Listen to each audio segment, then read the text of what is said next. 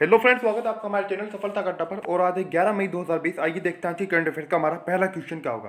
तो आज का हमारा पहला क्वेश्चन है, मूडीज के अनुसार भारत की आर्थिक वृद्धि दर 2020-21 में कितनी रहने की संभावना है। यानी कि 2020-21 का जो वित्त वर्ष होगा उसके अंदर मूडीज के अनुसार जो हमारी भारत की आर्थिक वृद्धि दर है तो उसके अंदर वो कितनी रहने की संभावना मूडीज ने जताई है वित्त वर्ष 2020-21 के दौरान। ठीक है, तो ये जो जताई है, ये जो इन्होंने संभावना जो बताई है वो है 0%, यानी कि शून्य इन्होंने इस बार बता दी है। हालांकि इससे पहले जो मूडीज की जो रिपोर्ट आई थी उसके अंदर इन्होंने 2.6% बताया था, लेकिन उन्होंने ये भी कहा है कि अब 0% रहने की जो संभावना बताई है शून्य, उसके बाद में फिर से इन्होंने 2021-22 में फिर से आगे बढ़ने की भी बात बताई है। तो अगर हम बात मूडीज की करें तो मूडीज की स्थापना 1909 में हुई थी और इसका मुख्यालय न्यूयॉर्क में स्थित है। कहाँ पर स्थित है? मूडीज का मुख्यालय न्यूयॉर्क में है और स्थापना इसकी 1909 में हुई थी। 1909 में स्थापना हुई थी, न्यूयॉर्क में इसका मुख्यालय है। आगे बढ़ते हैं, देखते हैं अगला क्वेश्चन क्या है। अगला क्वेश्चन है हमारा, पश्चिम बंगाल के सुंदरवन में बाघों की आबादी बढ़कर कितनी हो गई है। तो पश्चिम बंगाल के सुंदरवन में बाघों की आबादी बढ़कर अब कितनी हो गई है? तो 96 हो गई है। कितनी हो गई है? 96, 96। अगर बात करें इससे पहले की जो इनकी संख्या थी वो 87 थी। 2017-18 में जो इनकी जनगणना हुई थी उसके अंदर इनकी संख्या 87 थी, लेकिन अब बढ़कर 96 हो गई। ये अच्छी खबर है। अगर बात हम यहाँ पर बंगाल का जिक्र आया है, बंगाल की करें तो पश्चिम बंगाल जो है, यहाँ की जो राजधानी है वो है कोलकाता। और कोलकाता की राजधानी है, लेकिन अगर बात करें कि मुख्यमंत्री कौन है यहाँ की, मुख्यमंत्री है ममता बनर्जी, पश्चिम बंगाल की। तृणमूल कांग्रेस की यहाँ पर सरकार है। और बात करें राज्यपाल कौन है, तो राज्यपाल है जगदीप धनखड़। आगे बढ़ते हैं, देखते हैं अगला क्वेश्चन क्या है। अगला क्वेश्चन है हमारा, सुर्खियों में रही मुख्यमंत्री युवा योगा योग योजना किस प्रदेश से संबंधित है। तो मुख्यमंत्री युवा योगा योग योजना हाल ही में सुर्खियों में रही है। ये त्रिपुरा से संबंधित है। किससे संबंधित है? त्रिपुरा से। त्रिपुरा के अंदर ये योजना लाई गई है। अगर बात करें त्रिपुरा की, तो त्रिपुरा की राजधानी अगरतला है। मुख्यमंत्री यहाँ के विप्लव कुमार देव, बीजेपी यानी कि भारतीय जनता पार्टी की यहाँ पर सरकार है। और रमेश बैस त्रिपुरा के राज्यपाल हैं। अच्छा, बात करें अगर ये जो योजना है इसके बारे में, मुख्यमंत्री युवा योगा योजना, ये जो योजना है, इस योजना के तहत जो छात्र छात्राएं हैं कॉलेजों और विश्वविद्यालयों के अंदर अंतिम वर्ष है उनका, लास्ट ईयर है, उसके विद्यार्थी हैं वे, तो उनको सरकार आवेदन करने पर सरकार ने एक ऑनलाइन पोर्टल जारी किया है। यदि विद्यार्थी जो हैं, स्टूडेंट्स हैं, उस पर आवेदन करते हैं तो उनको सरकार पढ़ाई करने के लिए, स्मार्टफोन के लिए 5,000 रुपये की वित्तीय सहायता मुहैया कराएगी।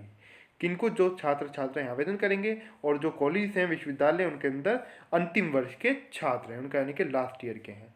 यही इस योजना का, यही योजना है के अंतर्गत है, यही योजना का इसका मकसद है। आगे बढ़ते हैं, देखते हैं अगला क्वेश्चन क्या है। अगला क्वेश्चन है हमारा, कोविड प्रतिबंध के बाद भारत की यात्रा करने वाले उच्च स्तरीय विदेशी गणमान्य व्यक्ति जलमाय खलीलजादा किस देश के विशेष दूत हैं। यहाँ पर कोविड आएगा, कोविड कोविड प्रतिबंध जो लग रहे थे, यानी कि कोई भी कहीं पर यात्रा नहीं हो रही थी। ठीक है, इस बात को आपको याद रखना है। तो जलमाय खलीलजादा, ये जो जलमाय खलीलजादा हैं, ये किस देश के विशेष दूत हैं? ये अमेरिका के विशेष दूत हैं, जो अमेरिका की ओर से भारत में भेजे गए हैं। भारत के साथ साथ इन्होंने 2 और देशों का दौरा किया है। कुल मिलाकर इन्होंने 3 देशों का दौरा किया है। तो कतर और पाकिस्तान, दोनों देशों का दौरा करके भारत आए हैं। भारत में इन्होंने यहाँ पर आकर अफगानिस्तान से संबंधित भी वार्तालाप की है। तो अमेरिका के विशेष दूत हैं, इस बात को आपको याद रखना है। अगर बात अमेरिका की करें तो यहाँ की जो अमेरिका के जो राष्ट्रपति हैं वो हैं डोनाल्ड ट्रंप। आगे बढ़ते हैं, देखते हैं अगला क्वेश्चन क्या है। अगला क्वेश्चन है हमारा, 9 मई को महाराणा प्रताप की कौन सी जयंती मनाई गई है। तो 9 मई को महाराणा प्रताप जो थे इनकी जयंती मनाई गई है, लेकिन कौन सी? तो 480वीं जयंती मनाई गई है महाराणा प्रताप की। कौन सी जयंती? 480वीं। महाराणा प्रताप से एक प्रमुख क्वेश्चन जो है पूछ लिया जाता है वो है, हल्दी घाटी युद्ध किसके द्वारा लड़ा गया था या फिर किसके मध्य लड़ा गया था। तो महाराणा प्रताप और अकबर के मध्य हल्दी घाटी युद्ध लड़ा गया था। लेकिन कब लड़ा गया था? हल्दी घाटी का जो युद्ध था ये लड़ा गया था 18 जून 1576 को। आगे बढ़ते हैं, देखते हैं अगला क्वेश्चन क्या है। अगला क्वेश्चन है हमारा, संपर्क में आने वाले संदिग्ध संपर्क में नए आने वाले संदिग्ध रोगियों की जांच हेतु मध्य प्रदेश में बनाए गए वाहन का नाम क्या है। जो संपर्क में आने वाले संदिग्ध रोगी यानी कि जिनको पर शक है, तो उस वाहन का नाम क्या है? उसका नाम है संजीवनी। क्या नाम रखा गया है? संजीवनी। इस वाहन की शुरुआत कहाँ पर की गई है? मध्य प्रदेश के अंदर की गई है। तो मध्य प्रदेश की बात करें तो यहाँ की राजधानी भोपाल है। मुख्यमंत्री हैं यहाँ के शिवराज सिंह चौहान और राज्यपाल हैं यहाँ के लालजी टंडन। आगे बढ़ते हैं, देखते हैं अगला क्वेश्चन क्या है। अगला क्वेश्चन है हमारा, कोरोना के इलाज हेतु रेमडेसिवियर दवा को किसने मंजूरी दी है? तो जो रेमडेसिवियर दवा है ये परीक्षण के लिए रखी गई है, रिसर्च के लिए। तो इस दवा को मंजूरी जो दी जाती है वो एक तरह से विशेष एक तरीके से दी जाती है, यानी कि इमरजेंसी में भी आप इसको कह सकते हैं, क्योंकि मंजूरी के तहत ही, यानी कि जब ऊपर से ऑर्डर होंगे तभी इस दवा का प्रयोग डॉक्टर्स वगैरह कर पाएंगे, अन्यथा इस दवा का प्रयोग नहीं किया जाता।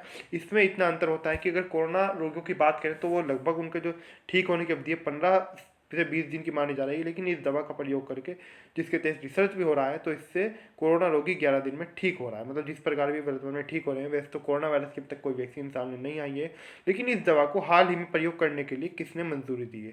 तो मंजूरी दी है जापान ने। लेकिन इससे पहले जापान दूसरा देश बन गया है, इससे पहले इस दवाई की मंजूरी, इसका प्रयोग करने की मंजूरी देने वाला देश जो था वो अमेरिका भी इसकी मंजूरी, इसकी परीक्षा प्रयोग करने के लिए मंजूरी दे चुका है। यहाँ पर लिखा हुआ भी है, पूर्व में इस दवा को अमेरिका भी प्रयोग की अनुमति दे चुका है। अगर बात जापान की करें, क्योंकि जापान ने मंजूरी दी है, तो यहाँ की राजधानी टोक्यो है और यहाँ के जो प्रधानमंत्री हैं वो हैं शिंजो आबे। मुख्य अगर बात करें करेंसी क्या है जापान की, तो येन करेंसी है जापान की।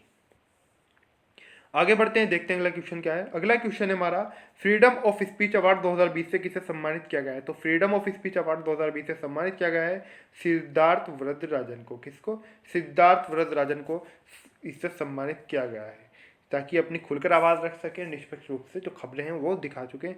जो द वायर है ये उससे ही संबंधित है, उसके फाउंडर और एडिटर भी हैं द वायर के। ये द वायर का आप देख सकते हैं, द वायर जो है उसके, आप जानते भी होंगे द वायर के बारे में, उसके एडिटर और फाउंडर हैं सिद्धार्थ वरदराजन। अच्छा, बाद में अगर हम दो ऑप्शन की ओर करें तो रवीश कुमार की बात करें तो इनको पूर्व समय में मैग्सेसे, जो एशिया का नोबेल कहा जाता है, रमन मैग्सेसे, वो अवार्ड इनको रवीश कुमार को मिला था। तो रवीश कुमार के बारे में ये एनडीटीवी से है। अगर ये भी क्वेश्चन पूछा जा सकता है कि हाल ही में जो रमन मैग्सेसे जो पुरस्कार था वो किसको मिला था, तो वो रवीश कुमार को मिला था। इस बात को आपको याद रखना है। और अगर अभिषाक शर्मा की बात करें, पहले कई न्यूज़ चैनल के अंदर काम कर चुके हैं, और ये जो हाल ही में इन्होंने जो न्यूज़ चैनल जिनसे इनको छुट्टी पर भेजा गया था वो था एबीपी न्यूज़, लेकिन अब इनका अपना जो चैनल चल रहा है वो है न्यूज़ क्लिक। अच्छा, सिद्धार्थ वरदराजन के बारे में यहाँ पर इस बात पर आप बोलते हैं, सिद्धार्थ वरदराजन द वायर के एडिटर और फाउंडर है। आगे बढ़ते हैं, देखते हैं अगला क्वेश्चन क्या है। अगला क्वेश्चन है हमारा, पंडाडा कुटुप्पा का निधन हुआ है, तो ये कौन थे पंडाडा कुटुप्पा? ये थे हॉकी रेफरी, लेकिन हॉकी रेफरी ज़रूर थे, लेकिन इसके लिए इतने प्रसिद्ध नहीं है। ये जो प्रसिद्ध है, इन्होंने खेल की शुरुआत की थी जो हॉकी की भांति ही होता है। ये खेल है कोडावा हॉकी। इस टूर्नामेंट की शुरुआत की गई थी 1997 से। 1997 से ये खेला जा रहा है और दिन प्रतिदिन इसकी लोकप्रियता बढ़ रही है कोडावा हॉकी टूर्नामेंट की, इसीलिए इनको पंडाडा कुटुप्पा को जाना जाता है। इन्होंने इसकी शुरुआत की थी। आगे बढ़ते हैं, देखते हैं अगला क्वेश्चन क्या है। अगला क्वेश्चन है हमारा, पॉइंटर इंस्टीट्यूट ने फेक न्यूज़ की जांच हेतु कहां पर चैटबॉट लॉन्च किया है? तो आजकल फेक न्यूज़ बहुत ज़्यादा फैल रही है, तो इसकी जांच के लिए चैटबॉट लॉन्च किया है किसने? पॉइंटर इंस्टीट्यूट ने। लेकिन कहां पर किया है? फेसबुक पर, ट्विटर पर, व्हाट्सएप पर। तो इन्होंने किया है व्हाट्सएप पर। कहां पर किया है? व्हाट्सएप पर चैटबॉट लॉन्च किया है। अच्छा, ये जो पॉइंटर इंस्टीट्यूट जो है, इनका एक नेटवर्क है। किसका? पॉइंटर इंस्टीट्यूट का। उस नेटवर्क का नाम है IFCN। क्या है? IFCN। अगर IFCN की बात करें तो इसका पूरा नाम है इंटरनेशनल फैक्ट चेकिंग नेटवर्क। क्या है? International fact checking network. अगर बात व्हाट्सएप की करें तो व्हाट्सएप की स्थापना 2009 में हुई थी और इसका मुख्यालय कैलिफोर्निया में स्थित है। आज की करंट अफेयर्स जो हमारी यहीं पे समाप्त होती है। आपको वीडियो कैसा लगा प्लीज़ कमेंट करके ज़रूर बताइएगा, और अभी तक आपने हमारे चैनल सफलता का अड्डा सब्सक्राइब नहीं किया है तो प्लीज़ ज़रूर सब्सक्राइब कर दें, ताकि आपको आने वाली नई वीडियो का नोटिफिकेशन मिलता रहे। और आपको बता दें कि कोविड-19 से जितने भी क्वेश्चन थे वो सभी आपकी परीक्षाओं के अंदर, जो भी आपके होने वाले एग्जाम है, रेलवे NTPC हो, यूपी लेखपाल हो, या फिर राजस्थान लेखपाल या राजस्थान कांस्टेबल हो, या फिर SSC CHSL का एग्जाम हो, दिल्ली पुलिस हेड कांस्टेबल हो, सभी के अंदर कोविड-19 से क्वेश्चन जरूर पूछे जाएंगे। तो कोविड-19 की हमारी क्लासेस चल रही हैं, अभी तक 9 क्लासेस आ चुकी हैं। उम्मीद है कि आपने उन सभी क्लासेस को ले लिया होगा, और यदि आपने उन क्लासेस को अभी तक नहीं लिया है तो प्लीज़ ज़रूर ले लें, क्योंकि कोविड-19 से क्वेश्चन ज़रूर पूछे जाएंगे और कितने भी क्वेश्चन पूछे जा सकते हैं। और प्लीज़ कमेंट करके ज़रूर बताएं कि आपको करंट अफेयर्स कैसी लगी है, और प्लीज़ लाइक और शेयर करना बिल्कुल भी ना भूलें। लाइक